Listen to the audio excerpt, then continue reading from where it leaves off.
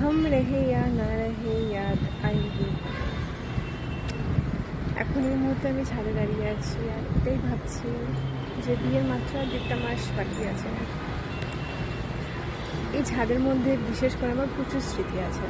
যখন আমি মানে খুব ডিপ্রেসড হয়ে যেতাম, যখন আমার কাদার মতন কোনো জায়গা থাকতো না, যখন মনে হতো নিরিবিলি একটা জায়গার দরকার, তখন ঠিক এই ছাদটাই আমার সঙ্গী হয়েছিল।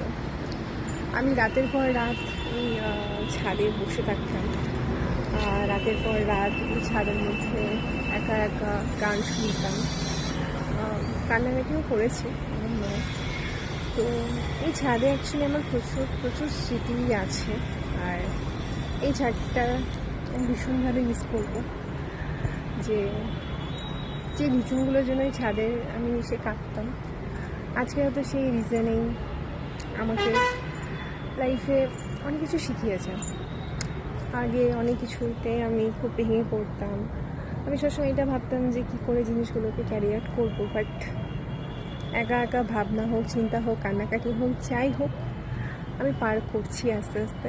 আগামী দিনেও অনেক প্রবলেমস, অনেক সিচুয়েশনস আসবে, বাট আই এম রেডি।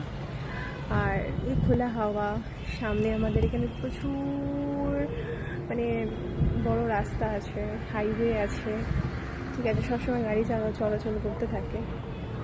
আর এর মধ্যে মানে একটাই কথা যে আমি ভীষণভাবে মিস করবো এই ছাদটাকে।